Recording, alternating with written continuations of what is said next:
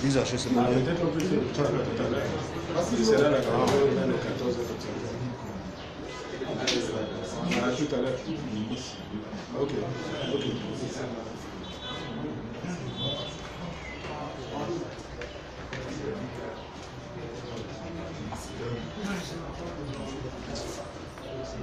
Peut-être.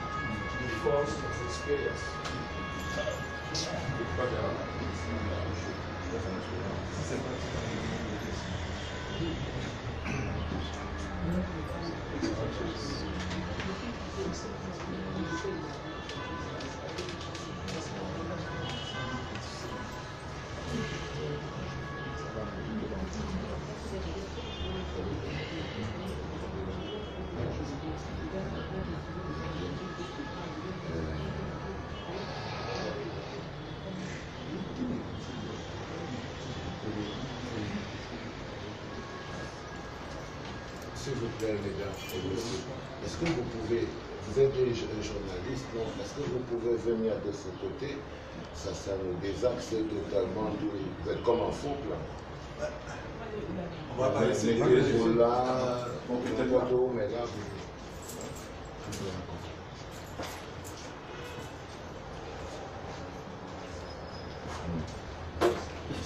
un deuxième là. Voilà, une deuxième personne.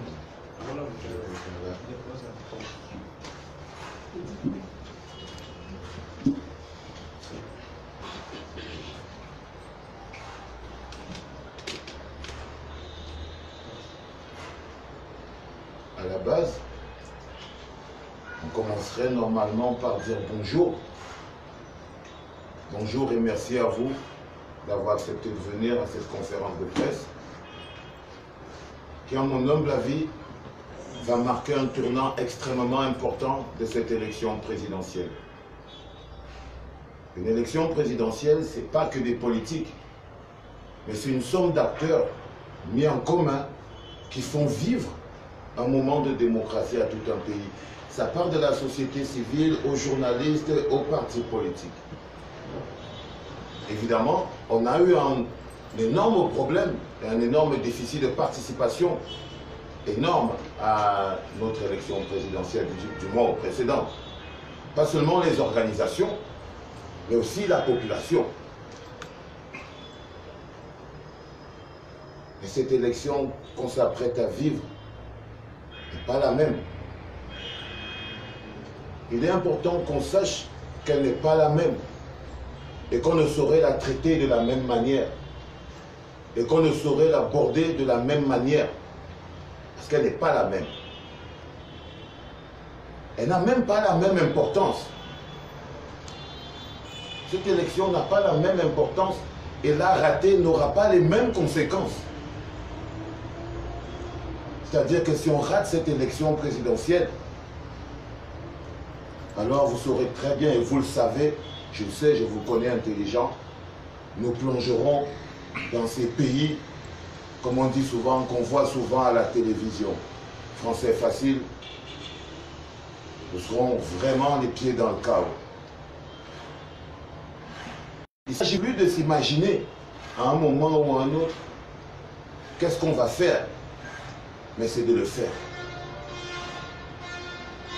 Je représente une association qui s'appelle Our Destiny, qui a décidé de rentrer au cœur de l'élection présidentielle.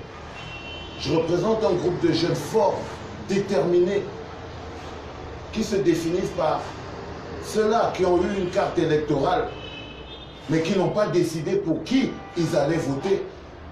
On est nombreux qui avons une carte électorale aujourd'hui et ne savons pas pour qui nous allons voter. Et nous avons de plus en plus de difficultés à avoir des indicateurs qui nous permettent de choisir pour qui nous allons voter. On est également nombreux. Nous n'avons pas de carte. Nous ne sommes pas inscrits. Ça ne nous enlève pas pour autant notre citoyenneté et ça ne nous empêche pas d'impacter et de jouer notre rôle dans l'élection présidentielle. Nous sommes les enfants de la Révolution. C'est comme ça que nous on s'appelle. On est ce qu'on appelle un mouvement social. Une autre entité au cœur d'une élection présidentielle. Avait pour objectif de se mettre au service. Parce que cette élection présidentielle nous a offert beaucoup de propositions. Des victoires se sont matérialisées. Plus de 18 ans de lutte dans la société civile pour pouvoir rajeunir le personnel politique, rajeunir l'offre politique. Aujourd'hui, on a Serge Espoir Matomba, c'est un jeune. Aujourd'hui, on a Cabral Libi, c'est un jeune. Aujourd'hui, on a même le pasteur Mdjifor, c'est un jeune. Mais on a aussi remporté la victoire du renouvellement des acteurs, ce qui constituerait l'opposition, donc la proposition. Et on est fiers d'avoir des Maurice Kamto en termes de renouvellement de notre classe politique. On est fiers d'avoir toujours encore des Cabral, toujours encore des Serge Espoir Matomba et de plein d'autres jeunes qui se sont lancés, des Paul Mahel qui entre-temps encore étaient totalement apolitiques, qui sont là, les Saint-Désiré Ango, tous ces jeunes qui se sont impliqués et qui ont compris que ça se faisait politiquement et que tout le talent qu'on a, si on ne le met pas au service de cette politique-là aussi, qu'est-ce que nous sommes à la fin? Nous sommes vraiment les pays de l'aide au développement. C'est-à-dire, on ne s'imagine pas à un moment donné que nous devons travailler pour arriver à quelque chose. Nous croyons que la démocratie est un décret et que nous n'avons rien à faire pour pouvoir influencer, améliorer, même contextualiser. Et cette dépolitisation a été une énorme catastrophe. C'est l'une des raisons pour lesquelles on a pu avoir un monsieur qui peut faire 36 ans au pouvoir. La pire des humiliations qui peut arriver à un peuple en plein 21e siècle, c'est d'avoir à sa tête quelqu'un qui a 86 ans et qui s'apprête à briguer un mandat de plus après 36 ans de pouvoir. C'est une honte. Ça voudrait dire ne pas voir les propositions. Ça voudrait dire ne pas se plonger vers l'avenir. Ça voudrait dire avoir décidé d'installer le pays dans le statu quo. Avoir choisi d'être des zombies, donc des morts vivants. Comment peut-on être des zombies, donc des morts vivants, avec l'emblème du lion? Nous sommes les enfants de la Révolution et nous avons décidé que de manière légale, nous influencerons cette élection. Nous irons au cœur de cette élection. Nous essayerons, malgré l'utopie, malgré le rêve, malgré la complexité de la société et de la situation actuelle, nous nous bagarrerons pour offrir à notre pays une alternative. Et nous ne serons pas faibles.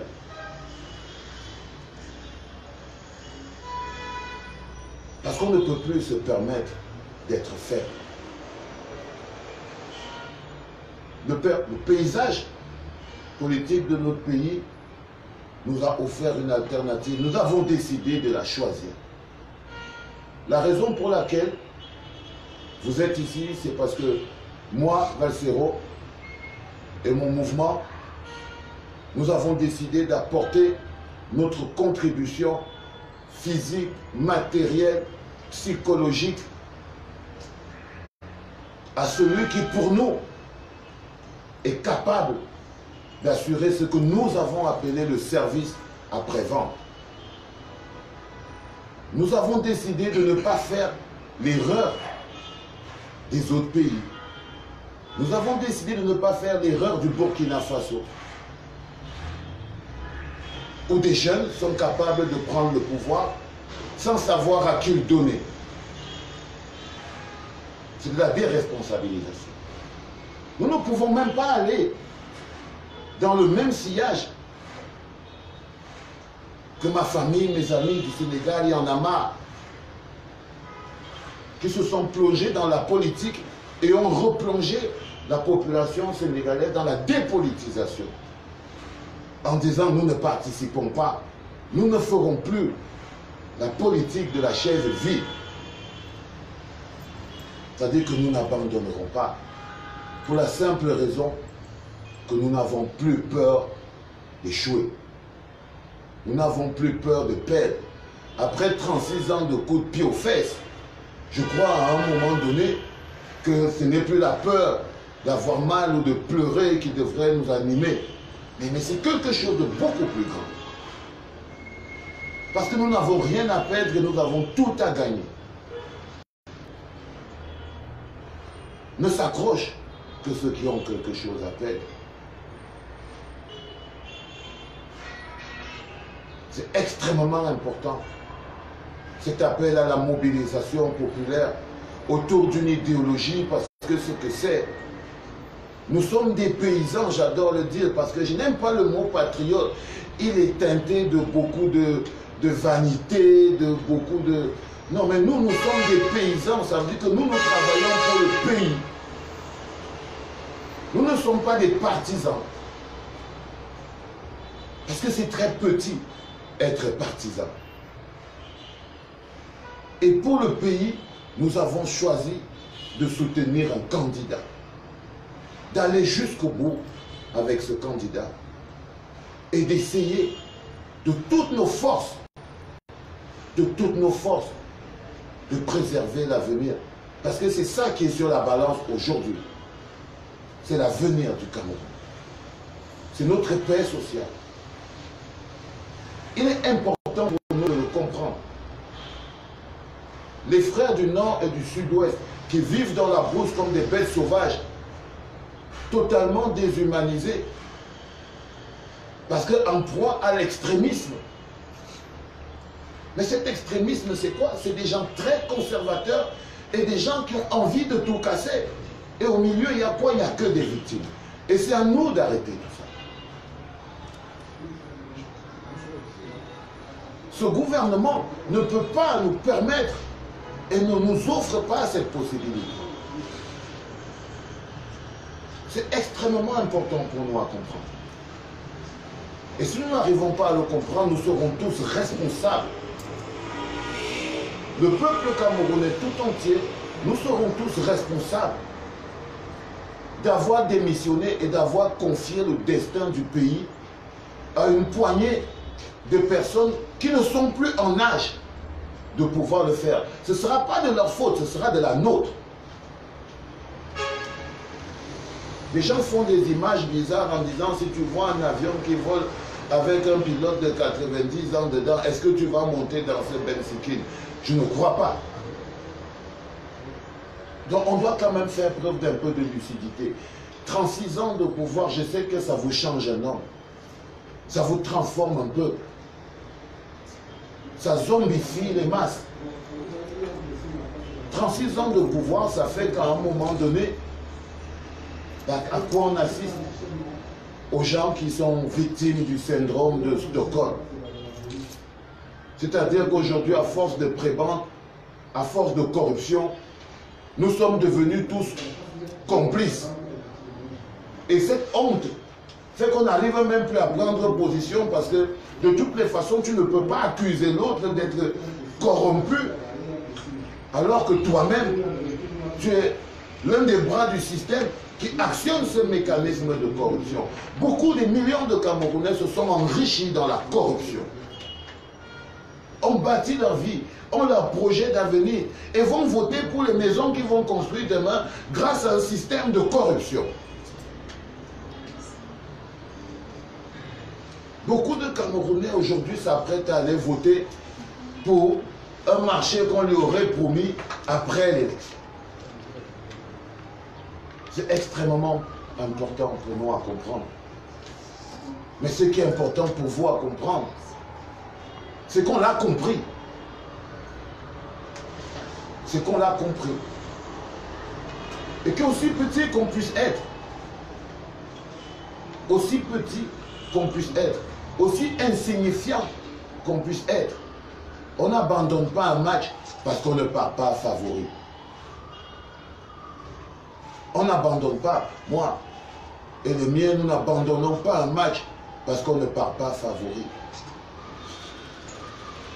On ne trouve pas le confort dans l'inconfort. On n'arrive pas à se satisfaire de cette misère, de cette boue, de cette pauvreté ambiante dans l'un des pays les plus riches du monde. On n'arrive pas à trouver ça un endroit plaisant à vivre. Il y en a qui trouvent peut-être la place, mais nous on n'y arrive pas. Et aujourd'hui cet endroit n'est plus seulement pauvre. Ces gens ne sont plus seulement zombifiés, mais ce pays est en proie à la guerre civile. Et on arrive, vivant au Cameroun, à ne pas le voir. On n'arrive pas à le sentir. On n'arrive pas à comprendre que non, la guerre n'est plus en train de frapper à la porte. Elle est déjà dans la maison. Je sais, il y en a qui se disent, tant qu'on est encore à Yaoundé ou à Douala, ça marche. Mais non, je crois qu'il est grand temps qu'on se mette tous en mouvement. Notre environnement politique nous a offert des candidats magnifiques et j'ai lancé une campagne avec mon association Our Destiny qui disait « Je suis l'opposition camerounaise ».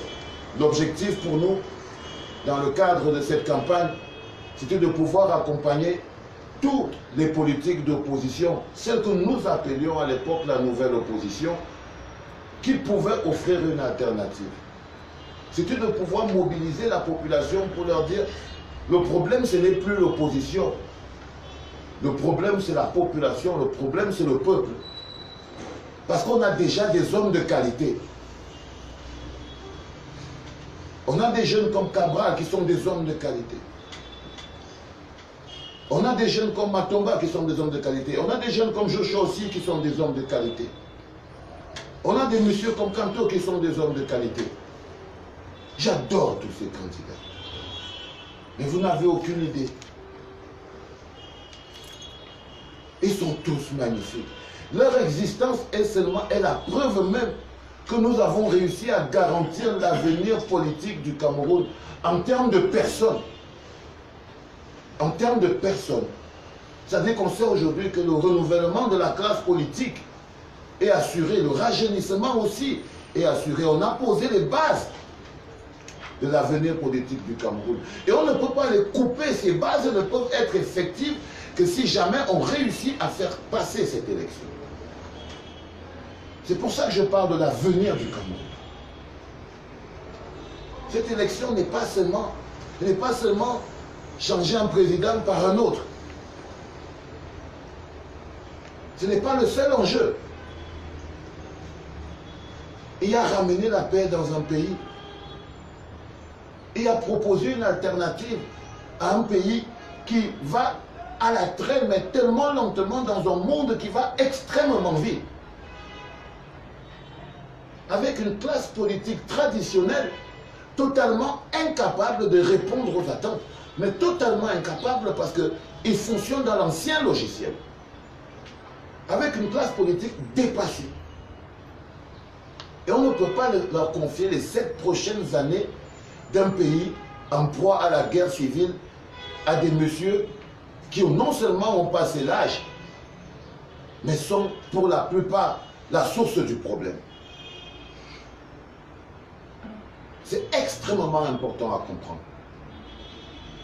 C'est difficile en un laps de temps aussi court que le problème devienne la solution. C'est extrêmement difficile. C'est pour ça que dans le parcours de cette campagne, nous avons fait une émission qu'on a appelée Mon ami candidat. Une émission de télévision où nous sommes allés au cœur des candidats pour les connaître au-delà des programmes, parce que je vous promets, pour la première fois de ma vie, j'ai vu des programmes bien élaborés, magnifiquement écrits. Je cherchais maintenant des gens qui disaient toujours, et par habitude, non mais donnez-nous un programme. À la limite, le candidat problème, président de la République qui est là aujourd'hui, il nous a fait une réédition que je sais que beaucoup n'ont même pas eu le temps de lire. Les gens n'arrivent pas à lire les éditions. Comment c'est qu'on pourrait se plonger sur une réédition? Mais c'était juste une insulte. Ça s'appelle... Vous êtes des journalistes, vous savez comment ça se passe quand on balance une rediffusion. Soit on n'a pas enregistré une nouvelle émission, mais c'est rarement parce que l'autre émission là était tellement belle hein, qu'on a dit non, on va juste la rediffuser.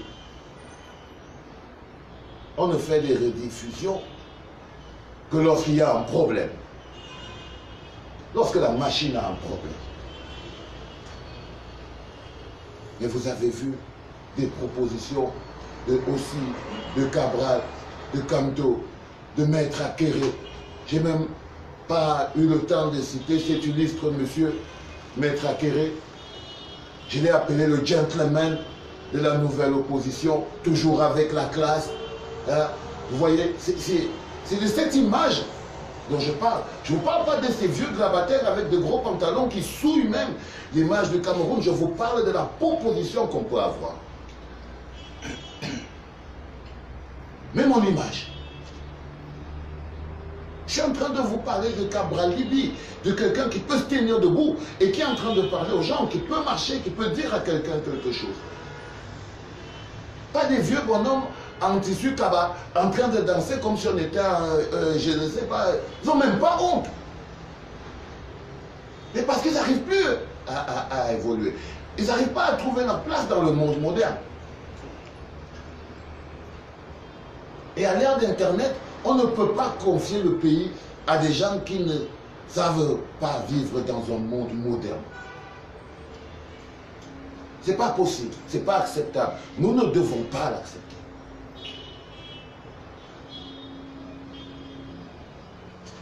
Alors ça a été un moment extrêmement dur pour nous. On a dû attendre même les premières mobilisations.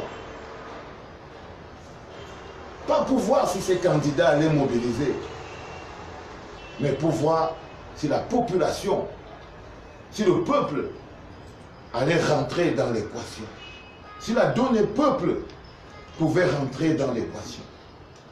Et c'est l'une des victoires qu'on a remportées. Des milliers et des milliers à tous les meetings. C'était énorme. Soif de politisation. Plein de gens qui ne cherchent qu'une direction, qui sont en train de chercher une direction. Ils sont arrivés à tous ces meetings parce qu'ils cherchaient une direction. Tous cherchaient une direction. Pour la première fois de nos vies, les gens sont sortis pour venir chercher une direction. Et on ne peut pas continuer à ne pas se dire que chacun n'a qu'à trouver sa route dans ce peuple, dans ce paysage individuel, dans un pays d'individualistes. Je crois qu'il est important qu'on commence à prendre fondamentalement nos réalités. Le peuple n'est plus absent. Donc on ne peut plus jouer à cette élection présidentielle comme avant. Que ce soit les partisans, ceux qui appartiennent à des partis, que ce soit des paysans comme nous, ceux qui ont des cartes électorales, mais qui n'ont pas encore choisi pour qui ils vont voter, et ceux qui n'ont pas de carte électorale parce que justement le processus de zombification a été tellement fort qu'aujourd'hui ils sont des milliers à regretter pourquoi ils ne sont pas allés s'inscrire sur ces listes électorales. Et c'est très facile de croire que vous pouvez écarter ces milliers de jeunes au jour d'aujourd'hui et dire comme ils ne sont pas inscrits, ils ne peuvent donc pas.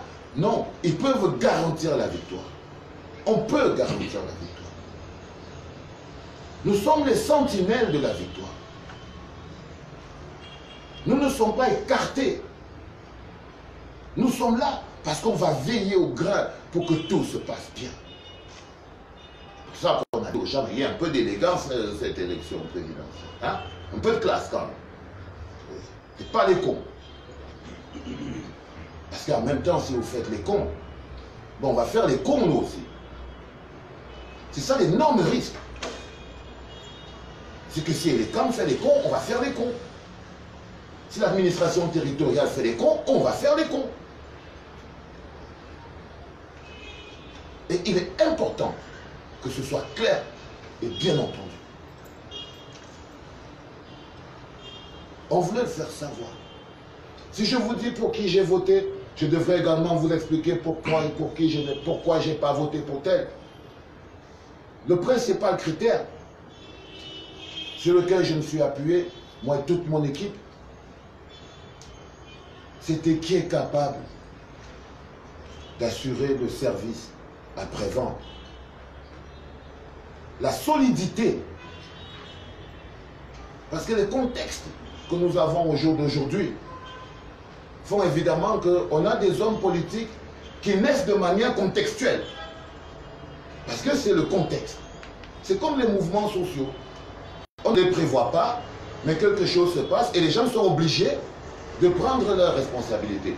Ils sont obligés de plonger dans la marmite. Mais qu'ils soient prêts ou qu'ils ne soient pas prêts.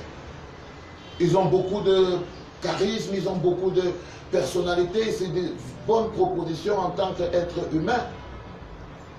Mais après, on a toujours ce problème de service après-vente.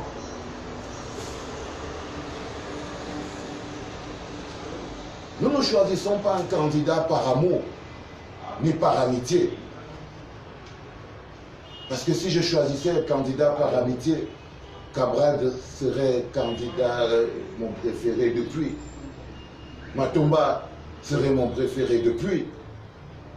Akeremouna, je serais perdu parce que tous ces gens, ce sont mes amis. Mais vraiment de bons amis.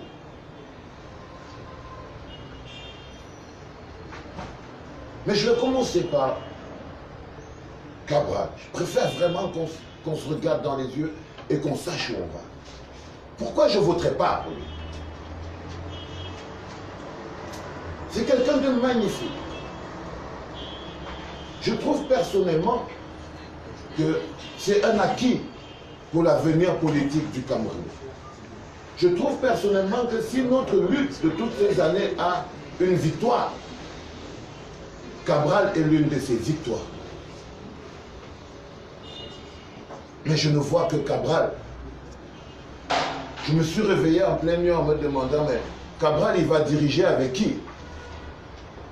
Parce qu'il ne va pas être président, vice-président, ministre, bababa.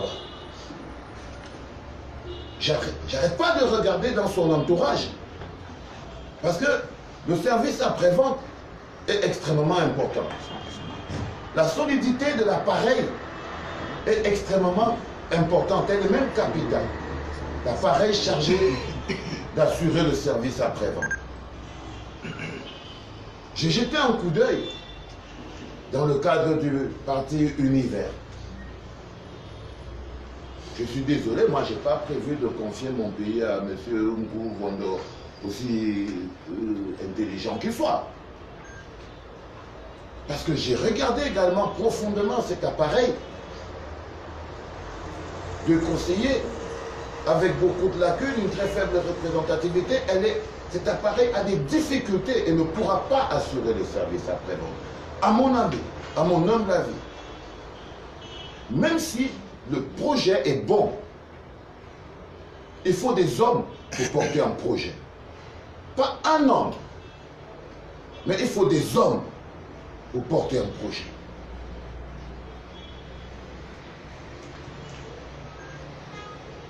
Pour cette raison fondamentale, à mon humble avis encore, hein, comme je vous dis, ça peut être discutable, et vu que c'est mon avis personnel, je ne voudrais peut-être pas être en train d'en débattre. Mais je crois que la faiblesse de son appareil, la faiblesse de l'équipe, me fait douter en termes de confiance.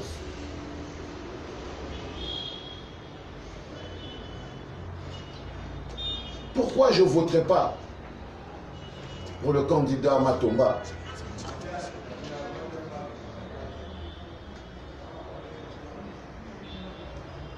Exactement pour les mêmes raisons. Un appareil, une implantation pas suffisamment forte pour pouvoir assurer le service après-vente.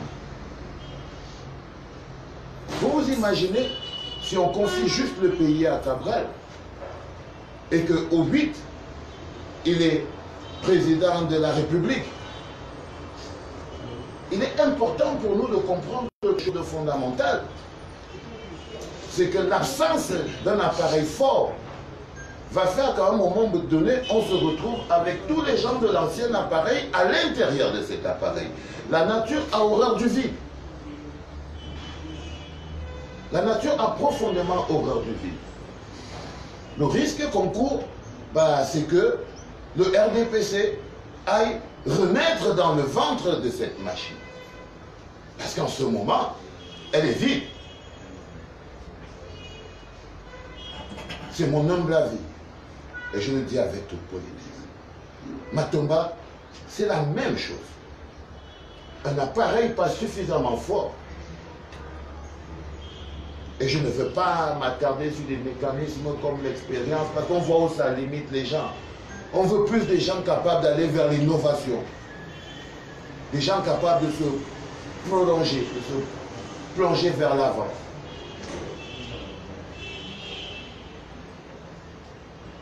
Ça, c'est extrêmement important parce que c'est des petits détails. Ce n'est pas de gros détails. Comme je vous ai dit, tous ces programmes sont bons. Et la plupart des porteurs de ces projets sont des personnes magnifiques. Je ne voterai pas pour acquérir exactement pour la même raison.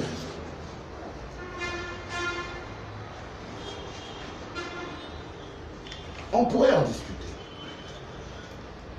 Nous avons un mouvement, vous savez, le même problème qu'il a acquéré, c'est à peu près le même problème qu'il peut avoir Cabral. J'ai demandé et je cherche le rapport qui existe entre Cabral et, par exemple, Univers. Et à moins que je me trompe, il n'en est pas membre. Donc, pour moi, c'est un peu dichotomique. Quand on est en train de mettre sur pied un appareil suffisamment fort et cohérent pour pouvoir porter une machine. Et c'est le même. Et c'est le même.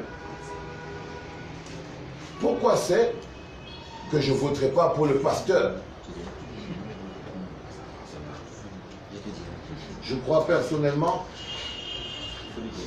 que je ne suis pas suffisamment croyant pour voter pour le pasteur. Je ne dis pas qu'il est... Je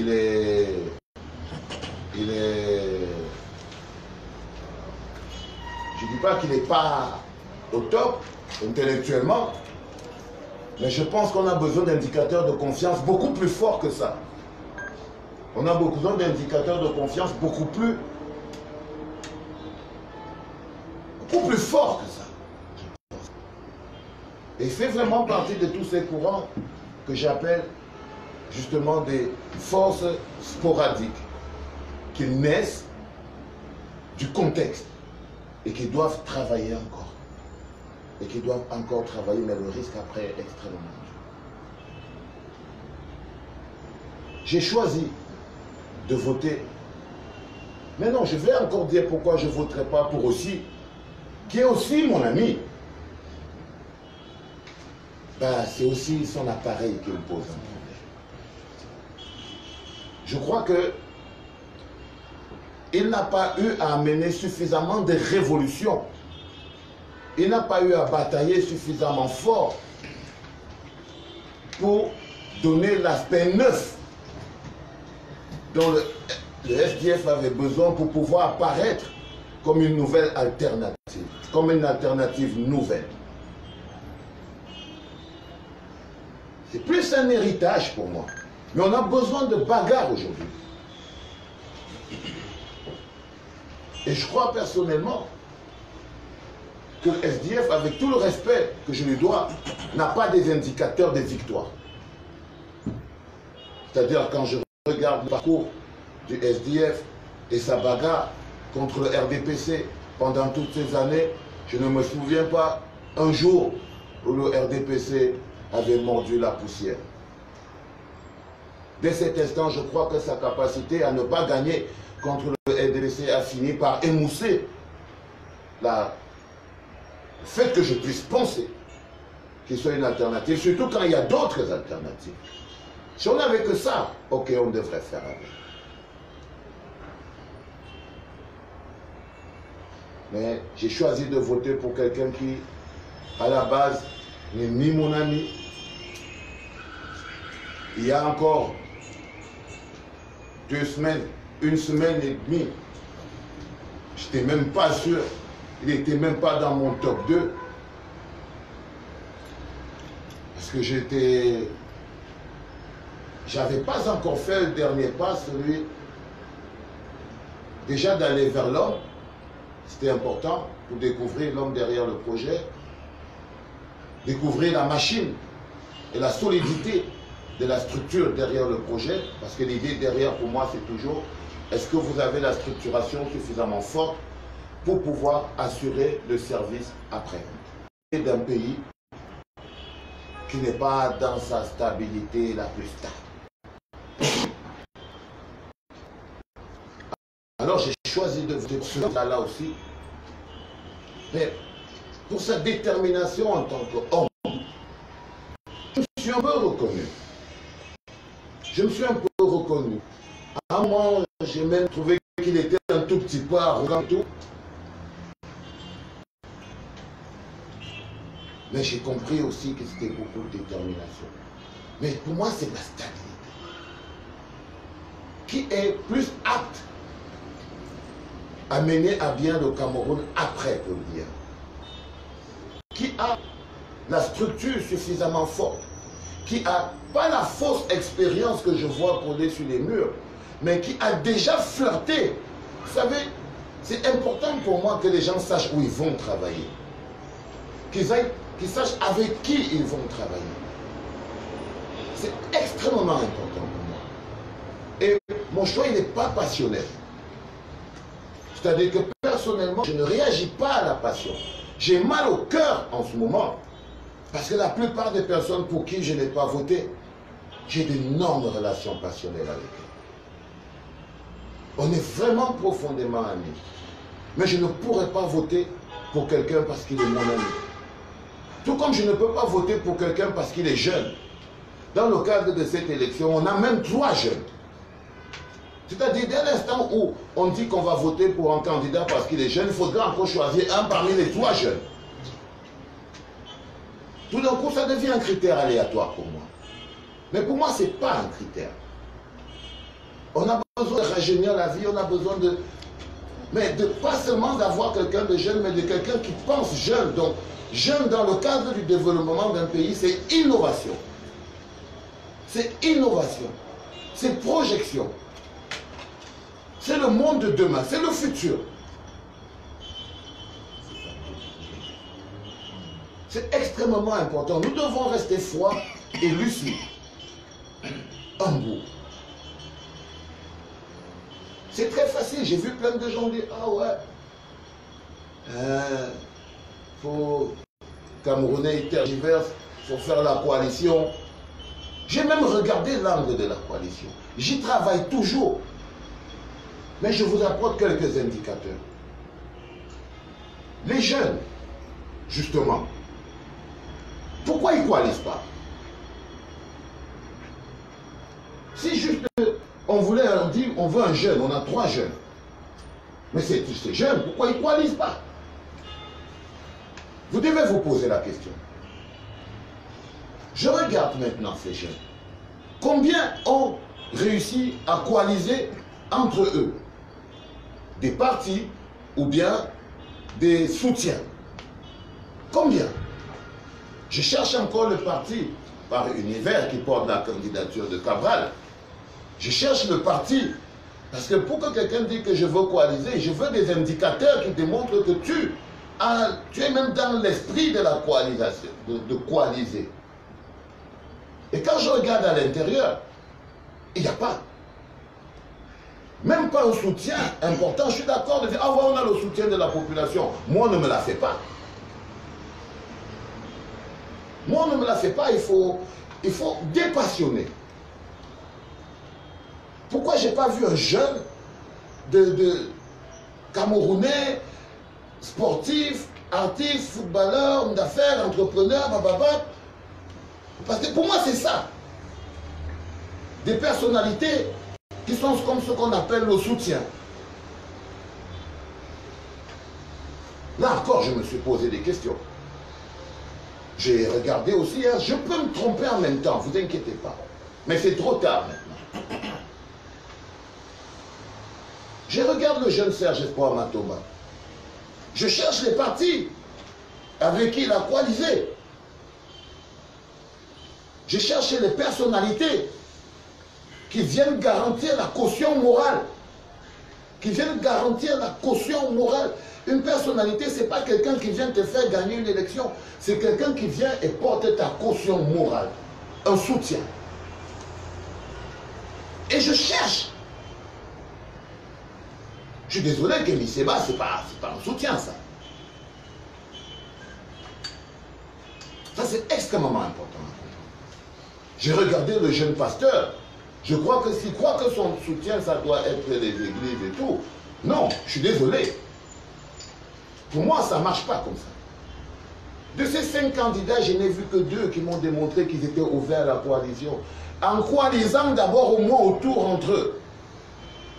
C'est Maître Akere et c'est le professeur Maurice Kamto. Et quand je regarde de l'extérieur, je peux croire quand eux ils disent qu'ils travaillent pour la coalition. Parce qu'ils ont des indicateurs autour qui démontrent que ils sont dans l'idée de la coalition. Et tu as envie ça te repose encore la question, oui. Ces jeunes, justement, qui sont l'innovation, on parlait, j'ai entendu le phénomène de la macronisation. Mais vous savez très bien que Macron n'avait que des soutiens. Mais déclaré, avéré, vous ne pouvez pas prendre quelque chose sans le contenu. C'est comme si vous avez l'enveloppe sans la lettre. Vous avez l'étui sans l'arme. Parce que trouver un Macron ici au Cameroun, c'est avoir l'étui sans l'arme qui est dedans. C'est avoir l'enveloppe sans la lettre. Parce que lui, il avait beaucoup de soutien. Ça a très vite coalisé autour de lui. Parce que c'est lui qui était le projet. Et moi, j'ai très peur des soutiens non déclarés. J'ai très peur des choses que je ne vois pas. C'est-à-dire quand je demande ça fonctionne comment, et je ne peux pas, je ne vois pas comment ça fonctionne. C'est financé comment, je ne trace pas. Alors je me dis, il y a peut-être des soutiens dans l'ombre. Alors je me pose des questions. Et je vous renvoie toutes ces questions. Et je vous renvoie toutes ces questions. J'ai signé un contrat pour que vous compreniez que je ne fais rien de manière passionnelle. C'est-à-dire, si je n'ai pas d'accord avec quelqu'un sur le minimum des principes, il n'y a aucune chance. C'est la proposition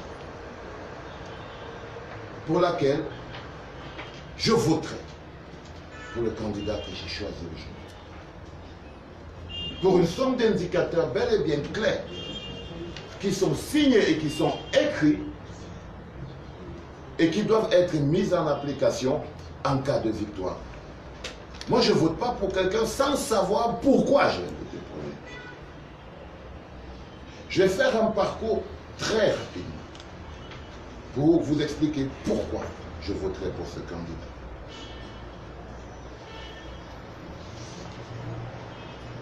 En cas de victoire, le candidat me garantit à moi et à mon organisation, il est convenu d'un commun accord que le gouvernement accordera une place primordiale au volet suivant, auquel Our Destiny et les enfants de la Révolution attachent une importance capitale. Le retour au plus vite et dans les plus brefs délais de la paix et de la stabilité dans les régions du Nord, Ouest et du Sud-Ouest. C'est important et c'est capital. C'est l'une des raisons majeures pour lesquelles je choisirai un candidat. Celui qui me garantit que dans les plus brefs délais, tout retournera à la norme. Les enfants retourneront à l'école, les hommes et les femmes retourneront à leurs occupations. La vie reprendra son cours normal dans le Nord-Ouest et le Sud-Ouest. La formation d'un gouvernement d'union nationale qui intègre les leaders de la nouvelle opposition qualifiée pour l'élection présidentielle du 7 octobre 2018. Pour moi, comme je dis, tous ces nouveaux leaders qui sont apparus sont le futur de la démocratie camerounaise. C'est-à-dire qu'il est hors de question que le gouvernement, d'après la victoire, ne garantisse pas les bases de cette alternative politique en intégrant ses forces dans la gouvernance. Il n'y aurait pas une alternative fondamentale si jamais le gouvernement que je soutiens n'aura pas et ne fera pas le nécessaire dans ce qui est d'intégrer toutes les autres forces de cette nouvelle opposition qui aujourd'hui doivent travailler tous ensemble pour garantir la stabilité et l'équilibre politique du Cameroun. Pour moi, c'est aussi ça, continuer de travailler pour la coalition. Assurer la coalition, quelle que soit la formulation. Parce que je crois que c'est le peuple, au jour d'aujourd'hui, qui doit coaliser derrière un leader. C'est plus, si on n'arrive pas à avoir la coalition, il faut bien savoir que ça ne change pas les règles du jeu. Ça rend peut-être les règles plus importantes parce qu'on va devoir faire preuve de responsabilité. Nous devons faire preuve de responsabilisation. Par conséquent, c'est à nous de choisir. Pas des petits exercices comme celui qu'on est en train de faire en ce moment. On est très loin, on est dans le nouveau logiciel, on est très loin du pain et de la sardine ou de toute autre forme de stupidité du passé. Une réforme profonde de la politique culturelle. Excusez-moi, moi je suis artiste. Aujourd'hui au Cameroun, l'artiste n'a pas de statut. Aujourd'hui au Cameroun, l'artiste n'a pas une structuration de droits d'auteur qui lui permette de rentrer dans ses droits. L'artiste n'a pas de sécurité sociale. L'artiste n'a même pas une industrialisation qui lui permette de vivre de son art. L'artiste est condamné à vivre comme un misérable.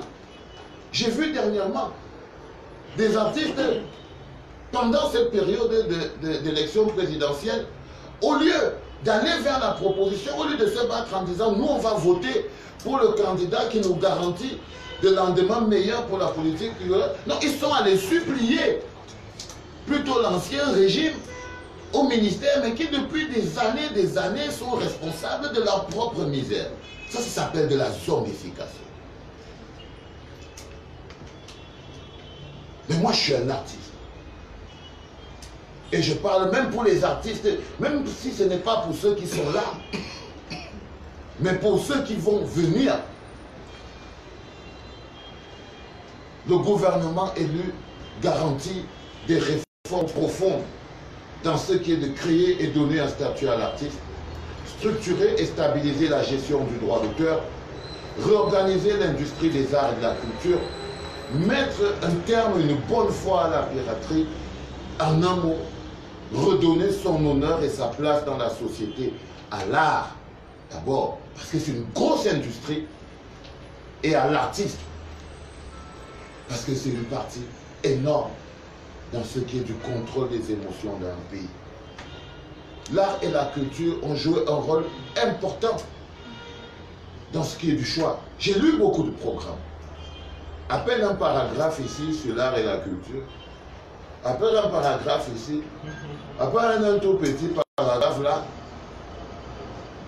Et je sais, il y a très longtemps, on a démontré aux Camerounais que le chanteur est celui qui vient seulement pour animer la galerie.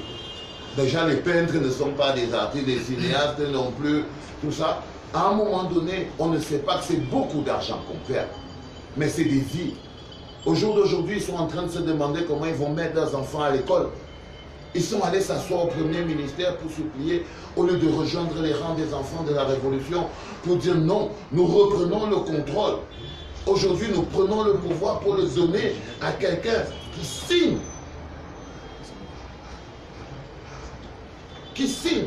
fondamentalement de travailler dans les réformes profondes dans le domaine de l'art et de la culture. C'est extrêmement important et ça fait partie des raisons pour lesquelles je pourrais et j'accepte de travailler et de booster la candidature, de booster de toutes mes forces avec celles de tous qui me suivent et qui pensent comme moi. Au jour d'aujourd'hui, la candidature de ce candidat qu'on aura choisi. Une réforme profonde de la politique sportive nationale. C'est des mécanismes pour moi qui sont extrêmement importants. Nous sommes des millions à être des artistes, à être des sportifs, dans le hand, dans le football, dans le sport, dans toute forme de sport de combat, collectif, individuel. Réorganiser et structurer le sport camerounais est quelque chose qui nous tient à cœur. Parce qu'on est des millions au Cameroun à vivre de l'art et de la culture. Organiser et accompagner les différents championnats locaux. C'est fou au jour d'aujourd'hui. Mais je crois que ça va d'une volonté politique d'avoir un championnat qui marche. Quand on voit autant de migrants, tous ces migrants, allez voir le nombre d'artistes et le nombre de sportifs qui espèrent que quand ils vont traverser, ils vont arriver là-bas et tout, ils vont devenir les prochaines Françoise Mbango, ou bien l'Intep, ou bien je ne sais pas qui d'autre, qui se retrouveraient évidemment dans un pays européen, et par conséquent, qu'on par major aurait la chance d'être la méga superstar que son pays n'a pas réussi à avoir. Structurer l'encadrement de base fait partie également d'une volonté politique.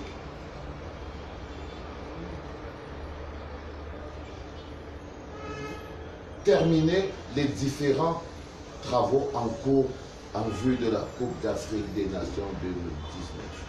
Moi, je suis utopique.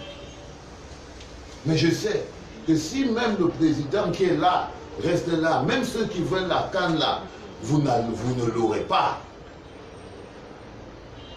Je ne sais pas si on doit vous secouer le cerveau pour savoir que c'est une léthargie profonde, c'est un abandon profond en termes de compétitivité qui se passe aujourd'hui. Après 36 ans, les gens n'ont plus même la capacité d'innover.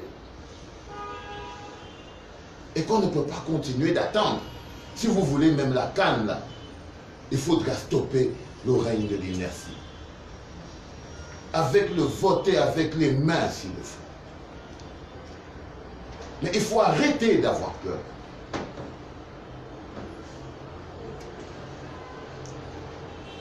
prioriser la problématique de l'emploi des jeunes et la mettre au cœur de l'action gouvernementale. On a même fait une chanson qui disait « Ce pays tue les jeunes ». Parce qu'on était arrivé à ce constat. Pas seulement par le chômage, pas seulement par... mais par un ensemble de beaucoup trop de... mais de contraintes à la fois psychologiques et agressives. Le misérabilisme, le chômage, le bensikin, le call-box. Les gens ont réussi à se sentir confortables dans l'inconfort. C'est-à-dire que même si tu achètes les beignets chez la femme qui vend les beignets au bord de la route d'un endroit qui a des mouches avec des poubelles, ça ne te dérange pas. Tu as réussi à te sentir confortable dans l'inconfort. Il faut un moment qu'on se réveille. Et pour moi, c'était extrêmement important. La gratuité effective de l'école primaire et des soins du paludisme de 0 à 7 ans au jour d'aujourd'hui, tu as vraiment l'impression que c'est un rêve. Mais c'est même un vieux décret. Donc ce n'est pas comme si on va inventer ce décret. Mais au jour d'aujourd'hui, on veut juste être sûr que les gens vont faire ce qu'ils ont promis de faire parce qu'ils auront signé. C'est ce que j'appelle une démocratie participative. Instaurer l'élection présidentielle à 2 tours et la réduction du mandat présidentiel renouvelable une fois pour moi est une... c'est même une priorité des priorités. Il faut que le pays avance. Il faut que la politique commence à se régénérer à un rythme normal. Et qu'on arrête de rêver aux hommes lions et qu'on soit toujours prêt à utiliser le maximum de potentiel humain. Parce que lorsqu'on stoppe une gouvernance à 36 ans avec une même personne et les mêmes gens, on n'arrive même pas à bénéficier des capacités des millions d'autres de personnes qui naissent. Et cette alternance garantie dans la Constitution nous permet de se dire oui, ça ne peut pas bloquer.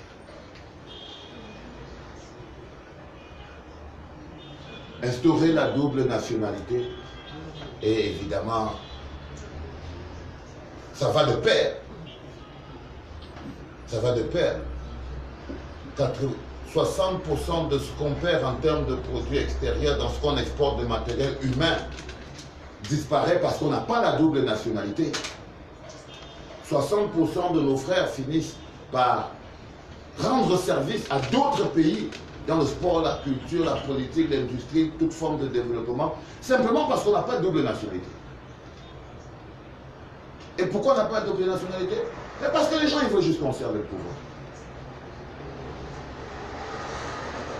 Ça, c'est les accords de base sur lesquels nous, moi et mon équipe, nous veillerons de manière permanente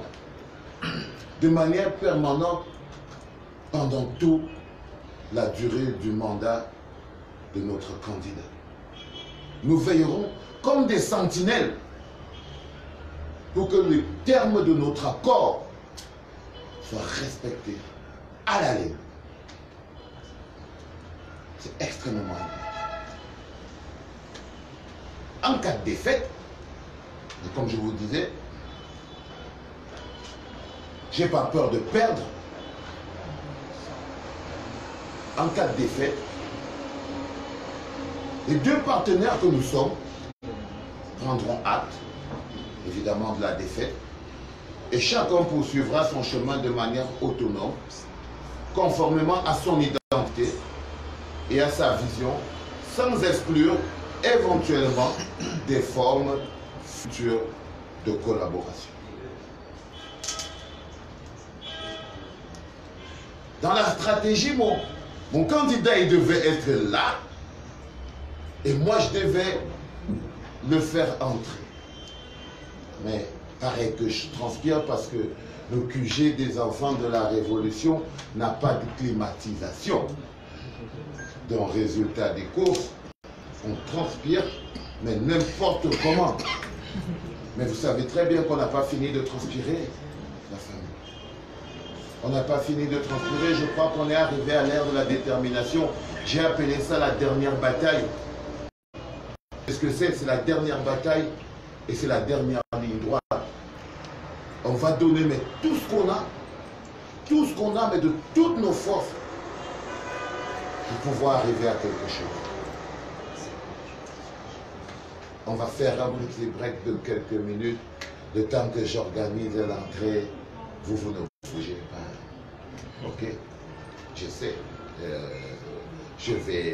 On va faire une conférence questions-réponses conjointe, comme ça on n'en aura pas à faire trop. Ça marche? Ok. Kenai? Alain, est-ce que quelqu'un peut faire évoluer le programme? Oui.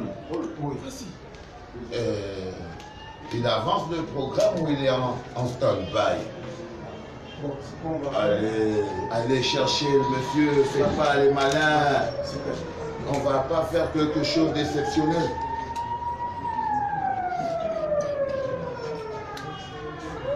On va pas faire quelque chose d'exceptionnel parce qu'au jour d'aujourd'hui, c'est fini les salamalek. C'est fini les salamalek, c'est fini le bavardage, et c'est fini. C'est fini. Moi, je ne sais même pas ce que les gens croyaient qu'il y a encore. Je suis sorti ce matin et j'ai vu les photos, j'ai appelé ça un poster de Michael Jackson. Ça veut dire qu'on vous prend même pour des cons de manière fondamentale.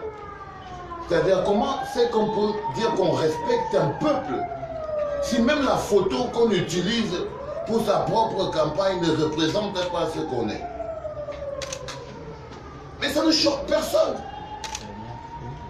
C'est un peu comme si jamais tu vas dans la boîte de nuit, tu es comme ça, in the club, tu prends une fille, après vous rentrez, et puis elle enlève les yeux, elle les pose, elle enlève les ongles, elle les pose, elle enlève les seins, elle les pose, et tu te rends compte qu'elle avait 86 ans, pas 30.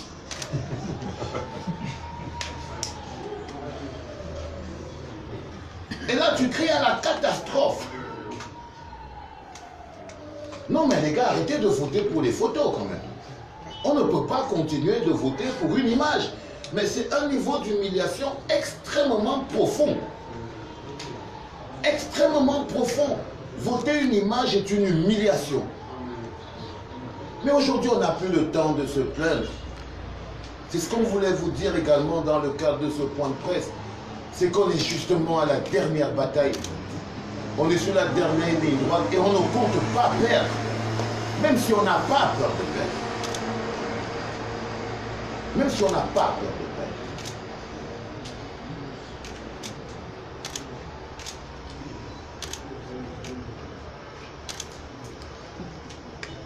Voilà. Ça prend un peu de temps. Mais c'est bon, comme ça je vois mon ami Biko, il veut déjà me lancer une attaque nucléaire. C'est vrai. Hein? Oui, c'est vrai. Oh oui, je sais. Vas-y, prends ton mal en patience. C'est pas la guerre, c'est le chantier de la construction. Vous voyez, c'est pas des idées opposées. C'est des idées qui peuvent se compléter. D'accord, ce qu'il faut dire, le président en question, le candidat que vous avez choisi, est en train de faire son arrivée. Juste quelques minutes, on va se construire l'entreprise journaliste. Ben, moi, je suis tout à fait opérationnel. Peut-être que si vous avez des questions compliquées et que vous voulez me défoncer tout de suite, peut-être que vous pouvez y aller direct. Je l'aurais toujours dit. Je prends. Il va nous rejoindre en chemin. D'accord. Je prends la parole de monsieur en bas du messager. Est-ce qu'on peut relancer encore le truc? Marcelo, bonjour. Bonjour. J'ai cité tous les candidats. Essayez-vous. On comprend que Marcelo soutient le professeur Maurice Kamto. Il faut Je crois personnellement que vu qu'on ne va plus durer, ça va pas, on est déjà les pieds dans le plat. Je crois que tu pourrais peut-être garder juste ton mal en patience pour une dizaine de minutes. Et puis après on verra si tu as raison.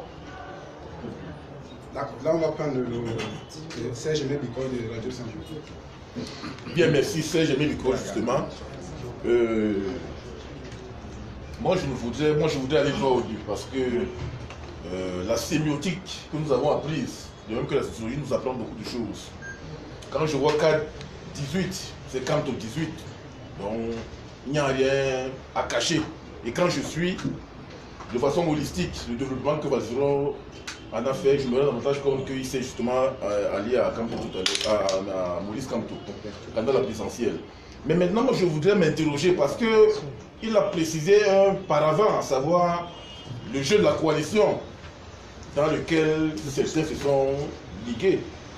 Il faut citer que Akere Mouna et Maurice Kamto se sont décidés à créer une coalition. C'est vrai que Kamto, dès le départ, a parlé de coalition gagnante. Mais in extremis, on s'est davantage rendu compte que c'était une coalition de 6 partis politiques. Il y a entre autres la dynamique de Albert Djongan, il y a le premier vice-président du PADEC, il y a même Koleri King qui est d'ailleurs la tête emblématique de cette coalition-là. Mais moi je m'interroge parce qu'en réalité, il ne suffit pas seulement de mettre l'accent sur la coalition. Parce que le ferment de la coalition, c'est la légitimité, c'est la représentativité sur l'échiquier politique. Vous ne pouvez pas vous décider à vous coaliser avec des formations politiques qui n'ont même pas un élu local. Même pas un conseiller municipal, en dehors de Paul Éric King qui est ancien maire de Djombe Penda. Mais le reste des 5 formations politiques, Albert Djonga n'a même pas pu être conseiller municipal dans sa localité. Les autres formations politiques, il n'y a aucun élu local, ni un conseiller municipal, ni un député, ni un sénateur. Alors là, on a l'impression que le jeu de la coalition est aujourd'hui un paravent, mais qui n'a pas véritablement un impact, dont on ne peut mesurer l'impact au finish sur le jeu électoral. Ça, c'est la première réalisation. Je peux ne mets pas beaucoup, oui, parce que ça prend toujours beaucoup de temps. Je crois personnellement qu'il y a des questions qui doivent être posées aux candidats. Moi, je suis un observateur et comme beaucoup de Camerounais, au départ de cette élection, la coalition, pour moi, est toujours, jusqu'à aujourd'hui, un élément énorme, énormément important sur le chemin de la victoire. Personnellement, j'en suis totalement sûr. Bon, maintenant, que ce soit la coalition avec un parti qui n'a pas d'élus ou qui n'a pas ceci, qu'est-ce que je vois derrière moi? C'est la volonté de former une force. C'est l'idée derrière. C'est ça qui m'intéresse le plus. C'est la volonté de former une force. Parce que quand vous voyez l'échiquier politique camerounais quand même, et que vous voyez l'Assemblée nationale, il n'y a pas beaucoup de... Il faut chercher beaucoup de... Il faut chercher longtemps pour trouver un parti qui a beaucoup d'élus locaux. Hein. C'est-à-dire que l'un des mécanismes au jour d'aujourd'hui qui assure la conservation du pouvoir, par exemple du RDPC, mais c'est sa capacité à avoir gagné tout partout et de n'avoir rien laissé aux autres partis. Vous voyez ce que je veux dire? On fait avec ce qu'on a. C'est-à-dire qu'au jour d'aujourd'hui, on vient de loin. On vient d'extrêmement loin, où il y avait un parti dinosaure qui avait la capacité de rafler 95-90% de tous les sièges à l'Assemblée, mais par des mécanismes que je ne vous explique plus sur le terrain en termes d'élection. Donc au jour d'aujourd'hui, je ne sais pas, on ne va pas inventer. Ces gens avaient 1000 conseillers, 10 conseillers, ça c'est ce que je dirais, de manière globale. C'est-à-dire que s'il fallait juger la nature des coalitions. Donc c'est pour ça que je m'attarde sur l'idée de la coalition. C'est ce que je voulais dire. Donc moi, c'est pas de ça qu'il s'agit. Et les autres questions fondamentales, je crois qu'il faut les poser aux candidats surtout. C'est pour cela qu'il faut véritablement qu'ils soient là. Parce que là, on peut allier une nomenclature de questions alors que c'est... Et le plus important encore, je crois qu'il faut qu'on recentre un tout petit peu notre débat, parce que notre échange est sur la présentation, je vous en prie, notre échange est sur la présentation du candidat soutenu. C'est ça le terme de notre échange. Ce n'est pas sur la coalition.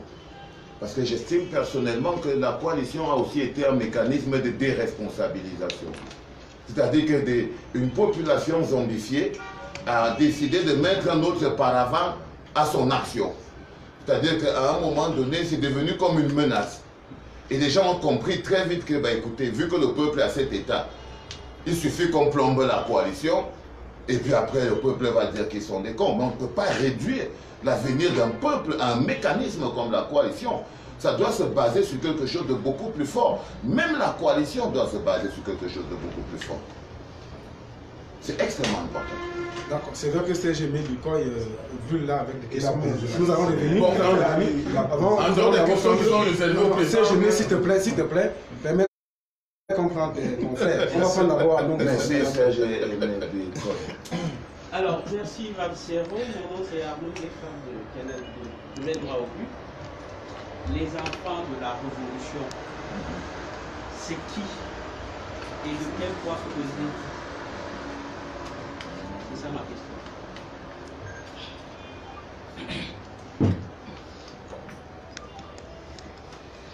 Les enfants de la Révolution, c'est d'abord une énergie. C'est d'abord une énergie. Une manière de voir. Une manière de s'impliquer. Une manière de dire, on ne va plus faire comme avant. Nous ne sommes plus la génération du passé, mais nous sommes une nouvelle génération. Dans le cadre de notre mécanisme d'aujourd'hui, est défini comme un enfant de la Révolution, tout jeune, déjà, qui suit notre idéologie. Nous, à la base, on est plus d'une, je sais pas, on a à peu près plus de 1000 et 1000 plus. Mais c'est en fait tout jeune qui se reconnaît déjà dans ce que je fais moi, Valsero, en tant qu'artiste engagé, par ce qu'on fait nous, mouvement citoyen que nous sommes avec Our Destiny, dans l'amélioration des conditions de vie de nos populations, dans le processus de mettre au cœur du développement les jeunes, de mettre les jeunes au cœur de leur propre développement. Et de manière électorale, les enfants de la Révolution, ce sont d'abord tous ces jeunes, comme je vous l'ai dit, qui ont une carte d'électeur. Et vous verrez bientôt, vous verrez ce hashtag « Je suis un enfant de la Révolution » qui va tourner sur Internet et partout où c'est possible. Mais c'est tout jeune qui a une carte électorale et qui n'est pas partisan, qui ne fait pas partie d'un parti politique, s'il te plaît, et qui cherche exactement encore en ce moment où se situer.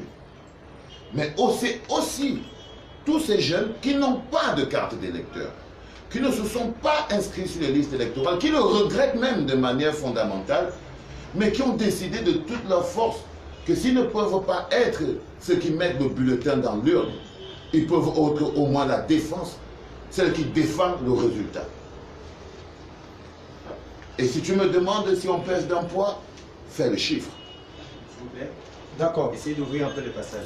D'accord, nous allons arrêter parce que apparemment c'est l'entrée du candidat que vous avez. Mesdames, mesdemoiselles, messieurs, si vous pouvez faire du chemin pour celui que j'ai appelé le tireur de pénalty, monsieur Ganton. Bienvenue, bienvenue. Merci, merci d'être venu. Tu as ramené le ballon. Tu as ramené le ballon. Je vous présente le tireur de pénalty. Comme je vous l'ai dit, il faut faire les choses bien. Mais il faut les faire bien avec la classe. Et pas trop agresser par non, du tout, c'est formidable. Je ne m'attendais pas à avoir un nom aussi important et surtout une présence aussi importante des médias. Mais quand c'est Valsero, ça ne surprend personne. Parce que tu es une identité remarquable de la scène publique camerounaise. Merci d'être là. Merci pour ce que je viens d'apprendre. Ah oui, c'est extraordinaire parce que cela veut dire que la machine est en marche. Le peuple camerounais est debout avec ses porte-paroles les plus avérés, les plus respectés. Je n'ai pas à en dire davantage que Valsero. Il est sur la scène publique depuis de nombreuses années. Chacun a entendu sa parole, une parole libre, et surtout une parole raisonnée. Et je me réjouis qu'il ait vu dans notre candidature aujourd'hui une candidature qui est effectivement porteuse des aspirations de notre peuple. Après Christian Penda Epoka qui est là, vous pouvez voir, il est surprenant d'ailleurs que sur notre scène publique, on vous encense lorsque vous dites une chose qui va dans le sens des convenances ou des bien-pensants, et quand vous reprenez votre liberté de jugement, que vous appréciez les situations et vous exprimez avec nuance ou avec divergence, on vous accable, c'est l'opprobre. Mais je pense que les Camerounais ne sont plus vus. Partout j'ai entendu la parole de notre peuple. Et il est prêt pour le changement.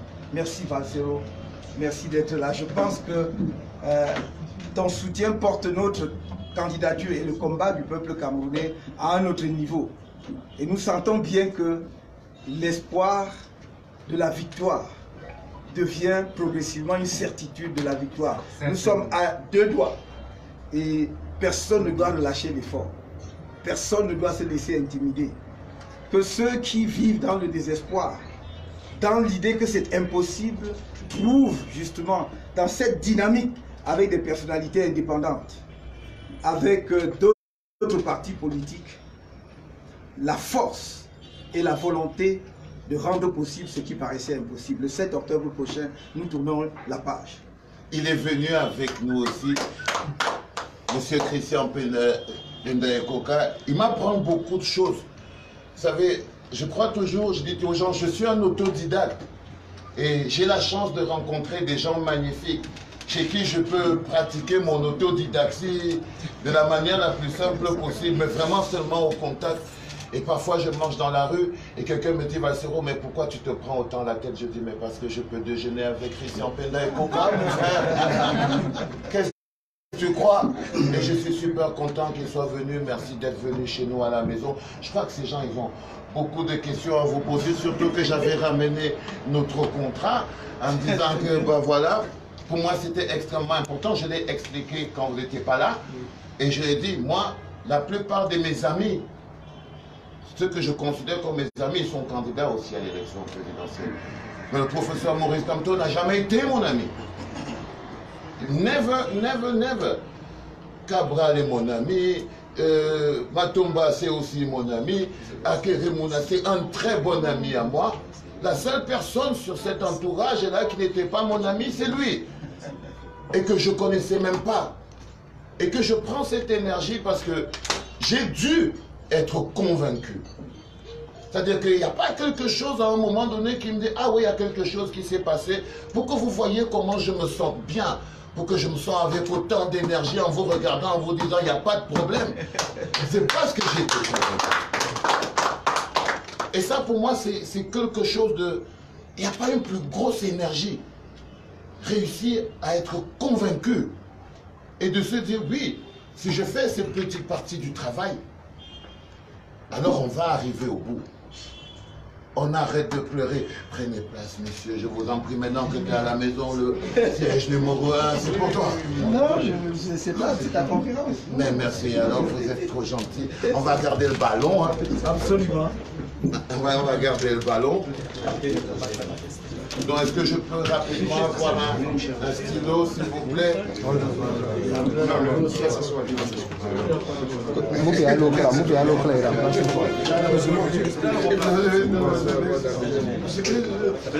Non, non, j'avais préféré que... Moi, je vais cadrer ici. Je vais cadrer, tu me dis que...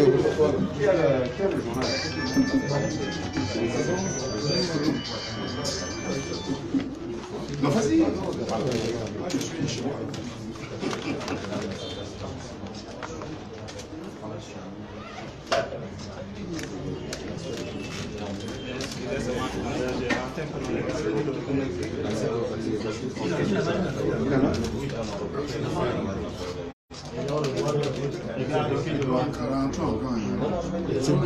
C'est qui a le téléphone là? Hein?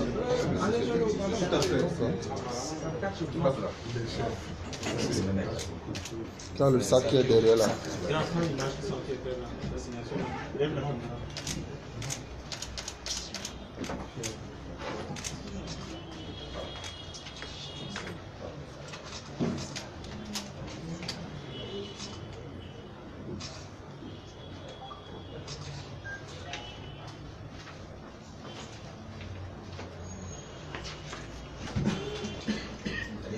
applaudissements pour laisser le temps que ce soit immortalisé.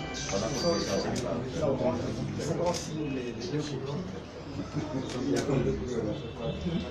Je pourrais avoir notre stylo ici, là. Les journalistes, tout est numérique en ce moment. Oui. Tourne juste.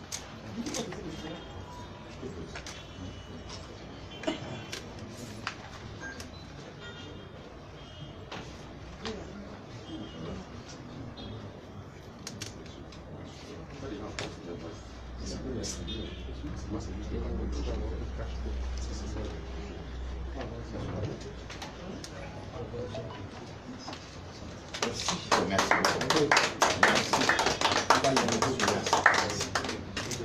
Il est important pour nous de comprendre, et je vous ai un tout petit peu expliqué la teneur et le contenu de notre accord, qui est plutôt clair. Voilà. Essayons d'arrêter de dépassionner toutes choses et commençons à devenir un tout petit peu raisonnables. Faisons les choses qui doivent être faites par les choses qu'on veut faire. Parce que dès qu'on continue de faire les choses qu'on veut faire, on se rend compte qu'on veut beaucoup dormir. On se rend compte que ce besoin-là, il est tellement fort qu'il commence à envahir notre quotidien. Et ça, c'est très important. Arrêtons de faire ce qu'on veut faire. Arrêtons de dire je fais ce que je veux.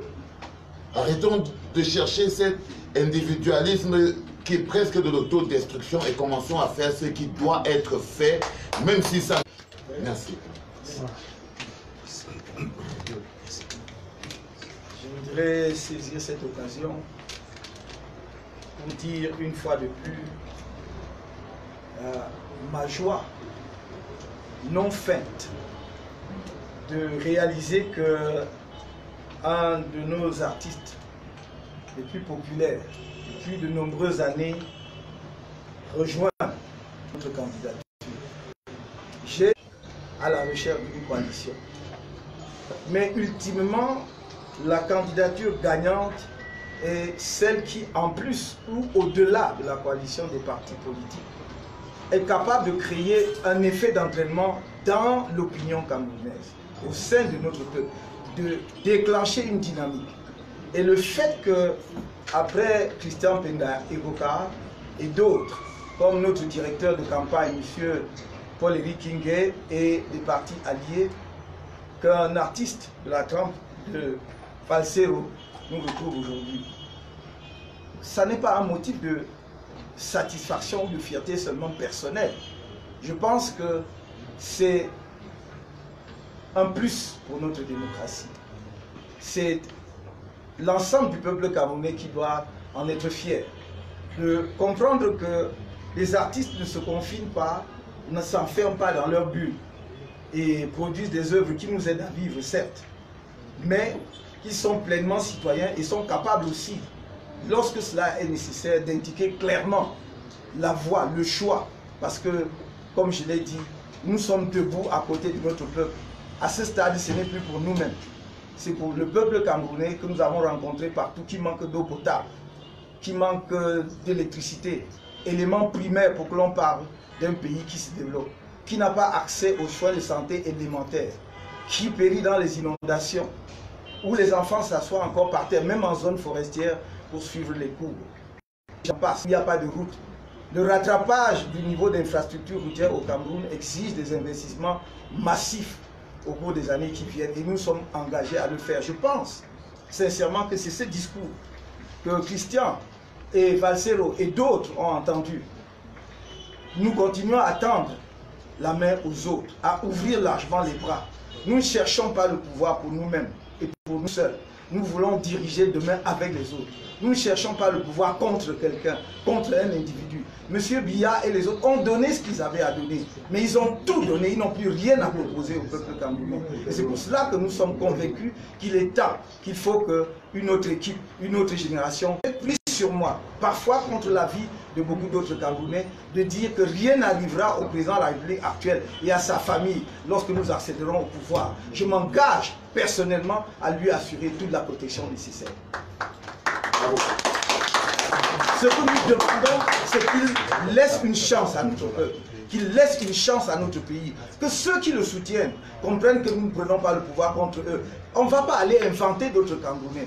C'est la même administration, ce sont les mêmes préfets, ce sont les mêmes autorités, les forces de maintien de l'ordre, armée et police, que l'on va utiliser, anglophones, où des Camerounais tirent sur des Camerounais. Nous ne formons pas nos soldats pour qu'ils aillent tuer des Camerounais, mais pour qu'ils défendent nos frontières et l'intégrité de notre territoire. C'est pour cela que c'est notre engagement de régler rapidement la crise anglophone. Il y a suffisamment d'intelligents dans ce pays. Et il y a suffisamment de patriotes pour que si nous les mettons ensemble autour d'une table, qu'ils en sortent avec une solution, une bonne solution, que nous allons inscrire dans notre constitution. Voyez pourquoi les gens rejoignent notre candidature. Ce n'est pas pour Maurice Kamto. Valsero l'a dit.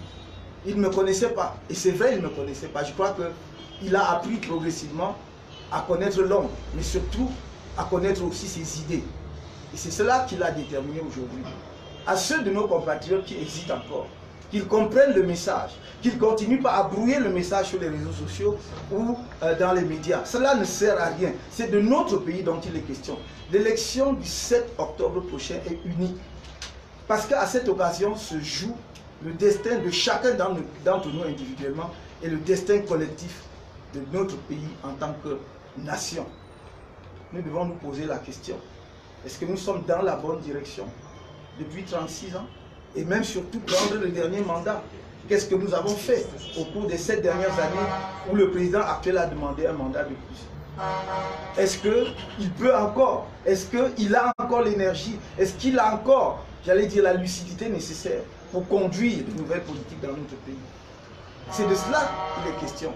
Au lieu que les gens s'enferment dans des chapelles politiciennes partisanes, je vois des gens arracher les affiches d'autres candidats. Je vois nos affiches enlevées, même sur des panneaux pour lesquels nous avons payé, pour qu'il y ait une seule affiche qui reste. Et à la fin de la journée, quand ce candidat restera seul, qu'adviendra-t-il du Cameroun? C'est la question que chacun d'entre nous doit poser. Je tends la main, non seulement aux autres candidats de l'opposition, nous avons encore une chance de mettre tout notre peuple debout le 7 octobre prochain, pas à s'exprimer, n'arrivent pas à donner toute la pleine mesure de leur patriotisme, qu'ils viennent ensemble dans le train de la Renaissance nationale pour que nous changions notre pays. Je prends l'engagement et il n'y aura pas de chasse aux sorcières. Nous voulons reconstruire le Cameroun, c'est ce qui nous importe. Merci.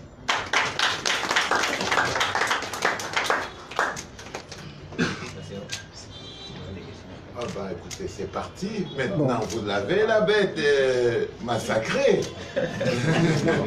Messieurs et dames, ou plutôt mesdames et messieurs, on va procéder à une séance de... Bien, merci. C'est le même radio Tiemeni Siamtou. Je dois avouer que dès le départ, lorsque le candidat présidentiel du MLC, sous Maurice Kamto, avait décidé de créer ce que lui-même l'a appelé la coalition gagnante, fondamentalement, moi je m'attendais, ça c'est mon opinion, à une coalition, Joshua aussi, Maurice Kamto, Akere Mouna, Cabral Ibilingue, Serge Matomba et d'autres têtes emblématiques de l'opposition. Mais tout récemment, lorsqu'il avait justement présenté pour les Kingé, nous nous sommes rendus compte, en fait moi, je me suis rendu compte que cette coalition gagnante, finalement, est une coalition de représentation qui n'ont pas cette légitimité politique ou encore cette représentativité sur l'échiquier politique. La preuve, parmi les 6 partis politiques qui se sont alliés au MLC, c'est Paul-Éric Kingé, l'ancien maire du Djombe Pédia, le président du mouvement patriotique pour un Cameroun nouveau, qui a cette force-là, en fait, parce que les autres ne sont pas des élus locaux. On s'attend au moins à ce que le président national s'allie ou alors sollicite des formations politiques qui ont cette représentativité sur l'échiquier politique. Mais on a un peu cette déception-là. Et bon, on se dit finalement que ce sont les personnalités indépendantes qui vont davantage contribuer à formater le MLC, comme par exemple Christian Pénécoua qui est là, ou encore Valsero aujourd'hui. Est-ce qu'aujourd'hui, on ne peut pas avoir un sentiment que là n'est pas construite des formations politiques qui sont représentées sur le plan politique? Quand on parle de représentativité politique, c'est la légitimité que vous avez auprès de votre peuple. Donc la question, monsieur... C'est la question à savoir, est-ce qu'on n'est pas déçu par cette coalition qui finalement D'accord. n'est pas construite autour des formations politiques. Merci M. Bikoy. Vous avez compris que la question ne s'adresse pas aux candidats ni à Valsero. Est-ce qu'on n'est pas déçu? C'est à ceux qui apprécient les électeurs. Mais bon, ça dépend aussi. Non, je peux dire deux mots rapidement. Une coalition ne se fait pas seule, elle se fait avec d'autres. Et personne n'a le pouvoir d'imposer quoi que ce soit à qui que ce soit. Elle, ou qu'elle me donne le rendez-vous. Et dès le 9 janvier, j'ai été le premier à rencontrer tout le monde. Tous ceux dont vous avez mentionné les noms, je les ai rencontrés. J'étais à 2 doigts d'un accord avec le président du PURS. Ça ne s'est pas fait. J'ai rencontré longuement chez lui-même le candidat on va dire, du FPD, donc Maître Akere Mouna. J'ai rencontré M. Yoshua aussi, après avoir rencontré le secrétaire général de son parti, à la demande de son président national, Mijon Fundi, à qui j'ai téléphoné personnellement. On ne peut pas dire qu'on n'a pas fait des démarches. J'ai rencontré CPP, j'ai rencontré Offre Orange, j'ai rencontré tout le monde. J'ai toujours dit, il n'y a que le docteur Adamou Ndabia que je n'ai pas pu rencontrer après des démarches sans succès. Mais après, une fois que vous avez rencontré, vous posez des problèmes. Si la coalition ne s'y fait pas, sauf si on veut absolument faire passer dans l'opinion que c'est Kamto qui ne veut pas de la coalition. Je crois que ça fait plaisir à certains de vouloir donner ce portrait-là. Mais personne n'a cherché la coalition autant que nous. La première chose, on a dit qu'on voulait des primaires. J'ai dit que c'était une bonne fausse idée. Parce que pour organiser des primaires, il fallait dire qui vote aux primaires. Où sont les bureaux de vote? On met les bureaux de vote où? Qui organise, c'est-à-dire quel est l'organisme qui est en place pour préparer les primaires. Troisièmement, qui est l'instance qui connaît du contentieux, c'est-à-dire s'il y a divergence entre 2 candidats sortis du primaire, l'un conteste le résultat, qui tranche. Cinquièmement, où est-ce qu'on trouve l'argent pour financer? Personne ne m'a répondu. J'ai posé cette question depuis 2016. Allez regarder mes vidéos sur ma plateforme officielle. On a ensuite abandonné l'idée de primaire pour dire les 8 candidats officiels retenus de l'opposition peuvent, on les enferme dans une chambre et personne ne vote pour lui-même. J'ai dit, je croyais que la fonction de président de la République du Cameroun était suffisamment importante pour qu'on ne tire pas au sort. Il faut quand même connaître les gens, savoir pour qui on veut appeler les Camerounais à voter. J'ai donc dit, si nous sommes 8 autour de la table, les candidats qui croient qu'ils sont les plus importants et qu'ils ont une chance d'être de bons candidats à l'élection présidentielle ne voteront pas pour le concurrent sérieux. Ils voteront pour celui qu'ils croient être le canard boiteux. Nous sommes des êtres raisonnables, rationnels. Et chacun de nous va faire le même calcul. Et c'est celui que nous considérons comme canard boiteux qui sera finalement élu. C'est celui que nous allons présenter au peuple camerounais. J'ai dit pourquoi nous, responsables et candidats, nous ne sommes pas assez courageux pour nous asseoir et dire voici les critères. Chacun amène ses critères. J'ai posé cette question depuis 1 an. Pourquoi on refuse? J'ai dit que le SDF amène ses critères, le MRC amène ses critères, NAO amène ses critères, 11 millions, PURS, ils mettent des critères. Sans doute parmi ces critères, il y a des critères qui vont se regrouper. Et nous prenons ces critères, nous faisons un système de notation. Envoyons ça même à un bureau aux États-Unis que personne ne connaît, qui fasse la notation, qui sorte celui qui est le premier, qui a le meilleur, le plus grand nombre de points. Moi, je m'alignerai. Personne n'en a voulu. Et j'entends aujourd'hui des leaders qui reviennent sur ce que j'ai dit depuis le début de cette campagne. Qu'on ne fasse pas croire aux Camerounais que tant qu'il n'y a pas de coalition, la victoire est impossible. J'entends les mêmes. Parce que j'avais dit en 92, il n'y avait pas un candidat unique. Mais on nous a dit, en 92, en tout cas suivant des sources crédibles, que M. Fundi avait gagné les élections de 92. Pourtant, en dehors du candidat sortant, qui est le même aujourd'hui, il y avait quand même des tenors de l'opposition, comme le candidat de l'UNDP, M. Bello, comme le candidat de l'UDC, comme le candidat de l'UPC, etc. Ils ont tous été candidats. Mais un candidat d'opposition a gagné. J'avais dit ça dès le début. Travaillons chacun. Depuis 7 ans, nous travaillons. Vous de la presse, vous me surprenez parfois. Vous comprenez? Vous me surprenez parfois. Il y a des gens qui travaillent, qui implantent le parti, qui sont sur l'ensemble du territoire. Et il y a d'autres candidats qui ne sont pas moins méritants, mais qui peut-être pour diverses raisons n'ont pas eu le temps de préparer un appareil. On les juge à la même onde. C'est il n'y a qu'au Cameroun que je vois ça. Mais j'ai dit, je l'admets tout de même. Allons-y. Sur la base de ces critères, on arrive à quoi? Donc j'ai rencontré tout ce monde. J'ai dit donc, ce n'est pas parce qu'il y a plusieurs candidats d'opposition qu'on ne gagne pas une élection. Ce qui importe, c'est de créer une dynamique, de déclencher quelque chose auprès du peuple camerounais. Mais je continue de travailler, même au moment où nous parlons. nous sommes en contact avec les candidats d'opposition et je ne peux pas vous donner la garantie que ça va déboucher sur une candidature unique ou sur un candidat appuyé par 2 ou 3 autres candidats de l'opposition. Je le souhaiterais de tout mon cœur puisque j'ai dit, prenons le pays, les défis sont tellement énormes, nous avons chacun suffisamment de travail à faire. Mais quel est le critère objectif? Le 15 avril dernier, j'ai été voté comme candidat par mon parti dans un congrès. Je crois d'ailleurs que tous mes malheurs ont commencé après ce congrès. Parce que le déchaînement de violence et de haine verbale que j'ai vu au Cameroun, je n'ai jamais vu ça. Donc, ils m'ont élu. Pour que j'aille leur dire que maintenant je renonce à ma candidature au profit de quelqu'un d'autre, il faut que j'ai des arguments. Et pour moi, les critères permettaient d'avoir un argument solide pour dire pourquoi là.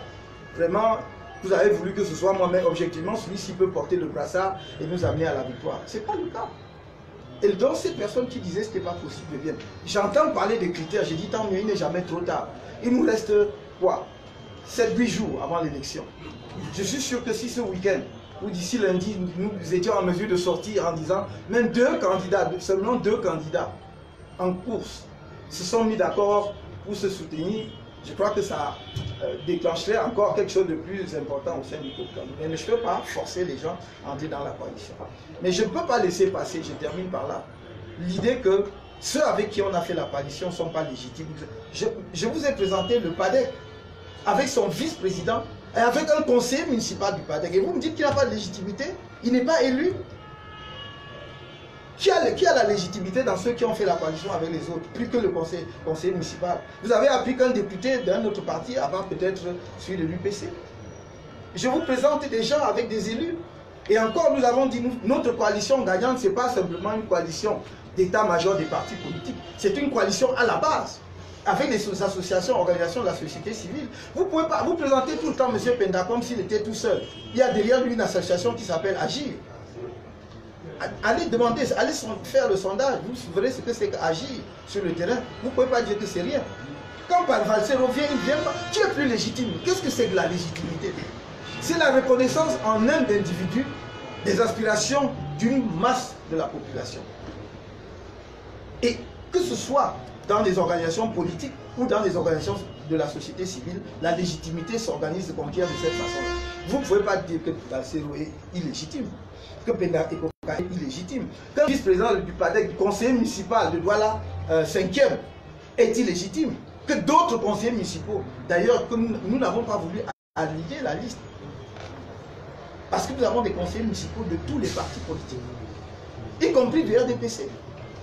Celui-là, je peux en parler. Notre camarade qui a été enlevé à Dembo, c'est un conseiller municipal du RDPC en fonction. Je ne dis pas d'un mandat précédent, mais actuel. Vous comprenez? Donc il ne faut pas voir, c'est pas parce que nous ne rencontrons pas la presse tous les jours et que parfois nous mettons notre drapeau par humilité dans la poche. Je crois qu'il est temps que je sorte de plus en plus mon drapeau et que je l'agite. Non, nous avons une coalition solide, nous avons une coalition gagnante. Et quand nous disons gagnante, ce n'est pas une clause de style. Le 7 octobre prochain, je prépare le peuple camerounais à un rendez-vous avec le miracle que j'annonce depuis 2 ou 3 ans et que personne ne veut croire. Nous allons poser une question. Merci, je m'appelle Lazare Zambo, je travaille pour la radio Sky One.